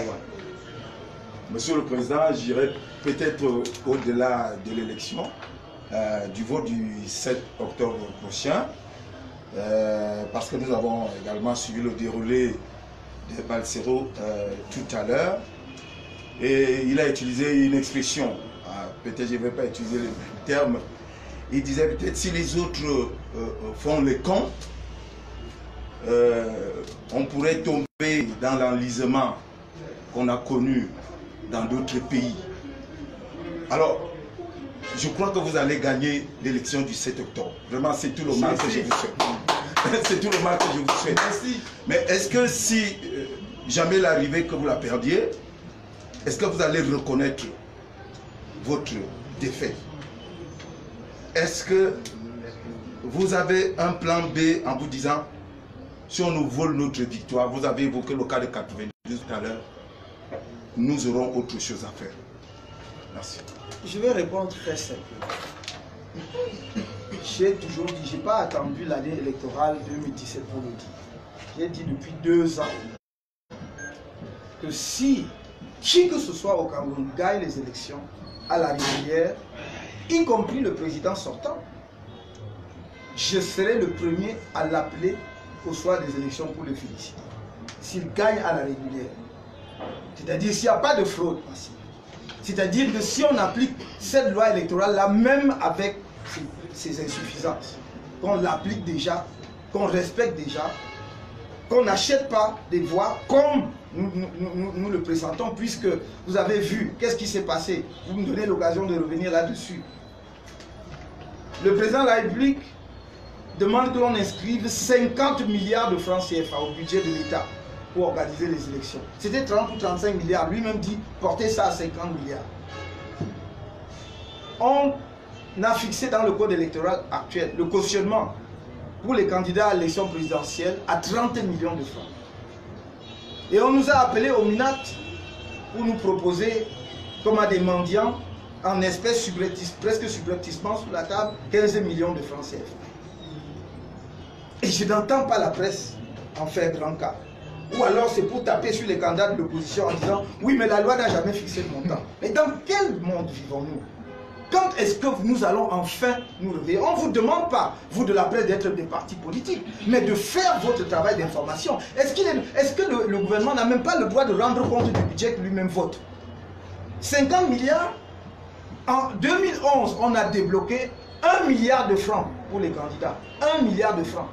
Cette année, alors, si donc on ne peut pas débloquer 1 milliard de francs en 2018, on confirme ce que nous disons depuis que le pays recule. Parce que si on a débloqué 1 milliard en 2011 pour les candidats, pour la campagne des candidats, et qu'en 2011, on n'est pas capable, c'est-à-dire on débloque 15 millions par candidat, multiplions même par 10, ça fait 150 millions. 1 milliard en 2011, moins de 150 millions en 2018. Est-ce que le pays avance? Et vous vous taisez, et vous n'interpellez pas le gouvernement. J'aurais bien voulu voir des unes dessus, et davantage d'articles, au lieu de nous attaquer sur les réseaux sociaux. Parfois, on se demande où se situe la presse camerounaise. Informons l'opinion. Donc, j'ai dit, à côté de cela, ils ont fixé des montants de cotisation par département. 50 millions, nous dit-on. Mais ce n'est pas tout. Il y a une liste qui circule sur papier en tête du comité central du RDPC, où on met le nom des contributeurs avec les montants, parmi lesquels les gouverneurs, les préfets, les sous-préfets. Contribuer à la campagne du président sortant. Qu'est-ce qu'on attend au bout? Vous attendez que nous contestions les résultats pour dire que l'opposition n'accepte pas les résultats? Mais qu'est-ce que vous attendez comme preuve qu'une fraude se prépare? On nous donne 15 millions cependant qu'on mobilise 50 millions par département. Il y a des départements où on a mobilisé 140 millions et plus. Donc, je dis, soyons sérieux. Si le président de la République sortant gagne dans des conditions de régularité, mais je sais que ça ne pourra pas être le cas, je l'ai dit avant, je le confirme ici, s'il pouvait gagner à la régulière, je serais le premier à l'appeler le soir des élections, faire des résultats pour le féliciter. Maintenant, vous m'avez posé une question. Je voudrais aussi profiter de votre question pour la poser à l'envers.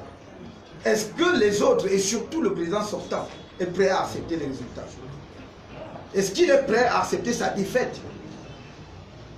J'aimerais quand même qu'un jour la presse camerounaise interpelle son propre président. Vous voilà en 10 ans, vous a-t-il jamais accordé une interview?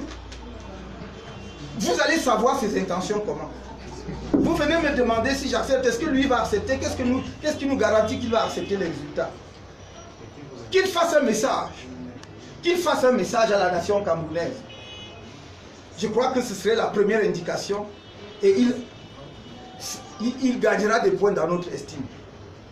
Qu'il fasse un message à la nation camerounaise pour dire je ne permettrai pas à qui que ce soit de contester la victoire de l'opposition si elle gagne, d'un candidat de l'opposition s'il gagne. Et je demande aux forces de l'ordre de sécurité d'être des forces républicaines et de respecter les résultats des urnes. Ne posez pas seulement la question. Vous êtes déjà dans la posture que l'opposition va gagner, va perdre et va contester les résultats. C'est ce qu'on répond partout. J'ai entendu des messages qui me sont parvenus de hauts responsables des forces de défense qui disent « Oh, quand tu es déjà discrédité parce que la communauté internationale a fait l'enquête et a découvert que son seul plan B, c'est de dire qu'il va contester et appeler les Camerounais à la révolte dans les rues. Je n'ai pas besoin d'appeler les Camerounais. L'élection, ce n'est pas une affaire de camp tout seul. Les Camerounais décideront ce qu'ils feront. Mais moi, je ne suis pas en charge de la conduite d'affaires du pays. C'est le président de la République. C'est à lui de créer les conditions de la période post-électorale apaisée. Et pour cela, il lui suffit de dire que l'on respecte les résultats sortis des urnes. Je ne veux pas d'achat de conscience. Vous voulez, je vais faire, si l'occasion nous présente plus tard, une conférence de presse où je vais vous donner le tableau. Nous ne sommes pas, nous vivons au Cameroun, c'est notre pays, nous savons comment il fonctionne. La liste des techniques de fraude qui sont déjà en place. Donc, que le président de la République, il est à Maroua aujourd'hui, il aurait pu profiter de la tribune de Maroua pour dire, puisque c'est son entrée en campagne officielle, de dire je m'engage à respecter le résultat des urnes, même si j'ai perdu. Et vous verrez que même ses partisans seront à l'aise. Parce que ces partisans sont prêts à tuer parce qu'ils croient que s'ils ne donnent pas la victoire à leur champion, alors c'est la fin du monde. Donc, voilà. Je suis prêt que les élections s'organisent bien, qu'il n'y ait pas d'achat de conscience, qu'il n'y ait pas d'achat. Nous avons demandé le bulletin unique pour éviter que l'on sorte du bureau avec le bulletin de Camto et on vous donne 500 francs ou 1000 francs. Sur un bulletin unique, tout le monde est sur le même bulletin, donc il n'y a pas moyen de faire ça. Pourquoi a-t-on refusé depuis 5 ans? Ça ne coûte rien, au contraire, ça réduit les dépenses de l'État. On n'avait même pas besoin de modifier la loi. On a refusé. Ça ne vous dit rien, cela? S'il y a une autre question, je vais bien merci, répondre. merci Président, je suis Serge Kombou, journaliste à Radio Oxygène. Alors, j'aimerais que vous nous dites si exactement dans votre stratégie de campagne, il y a une modification spécifique à faire pour la journée du 1er octobre, qui est, on le sait très bien, très riche pour nos frères de la partie anglophone, anglo-saxonne. Est-ce que pour l'histoire du Cameroun, le 1er octobre, le président va se charger peut-être de biaiser ou alors de tourner un peu sa campagne à l'endroit de ceux-là qui aujourd'hui connaissent, n'est-ce pas, le malheur dans le cadre de la séparation nord-ouest-sud-ouest au Cameroun? Je n'ai pas besoin d'attendre le 1er octobre pour exprimer mon empathie vis-à-vis de nos frères et sœurs des régions anglophones. Je l'ai dit depuis le début de la crise. Je ne vais pas répéter ici. J'ai dit qu'il nous manque. Il nous manque dans cette élection. Nous les aimons. Et c'est pour cela que j'ai toujours dit, ma première sortie officielle sera dans le nord-ouest et le sud-ouest. Je ne peux pas être, comment dirais-je, plus explicite que cela pour montrer mon attachement profond à cette partie de notre population et de notre territoire. J'irai leur porter un message de paix, d'apaisement, de fraternité. J'irai essuyer les larmes des gens qui sont endeuillés depuis le début de cette crise, des gens qui sont réfugiés dans les forêts, de ceux qui sont dans les camps des réfugiés au Nigeria. Je vais demander qu'on aille les chercher si je n'y vais pas moi-même. Mais j'irai dans le nord-ouest et le sud-ouest pour essuyer leurs larmes, pour reconstruire les villages qui ont été rasés, brûlés, pour reconstruire les maisons et surtout donner un appui financier à ceux qui ont perdu leur commerce, qu'ils redémarrent une nouvelle vie. Et ensuite, nous mettons en place un cadre de dialogue inclusif. Comme je l'ai dit tout à l'heure, les Camerounais aiment suffisamment leur pays. Il faut qu'on cesse d'assimiler les anglophones aux sécessionnistes. Les anglophones sont profondément patriotes. Ils aiment leur pays, ils veulent seulement être entendus. Qu'est-ce qu'ils demandent après tout? Si on avait mis en place la décentralisation, que le président actuel lui-même a mis dans la Constitution en 1996, déjà pour répondre à la demande du fédéralisme par les anglophones, on n'en serait pas là. Pourquoi ne l'a-t-il pas fait en près de 24 ans aujourd'hui? 22 ans, pardon. Il y a un problème. Il faut mettre les responsabilités là où elles se trouvent. Il y a quelqu'un qui est responsable de ce gâchis, de ce chaos. C'est le président Biya, il faut le dire. J'entends souvent, on me fait des procès en sorcellerie. J'ai dit du bien du président Biya, j'ai dit qu'il a bien géré la crise l'affaire Bakassi. Je n'ai jamais renié. Qu'est-ce qu'il y a de mauvais à cela? Qu'est-ce qu'il y a de mal à dire du bien de quelqu'un quand il a bien fait? Je l'ai dit. Mais je n'ai pas vu la même perspicacité, la même disponibilité, la même compétence au service du développement de notre pays, de la résolution des problèmes politiques de notre pays. Et c'est là mon désaccord profond avec la conduite de la politique du pays, avec la gouvernance de la nation. Donc, je n'ai pas d'action spécifique à faire. Ils savent que si je ne suis pas la volonté du peuple camerounais, troisième président de ce pays, je réglerai ce problème avec eux et nous réglerons ça de la meilleure manière possible, une fois pour toutes. Nous allons poursuivre avec des questions. Merci. Ok, c'est bon.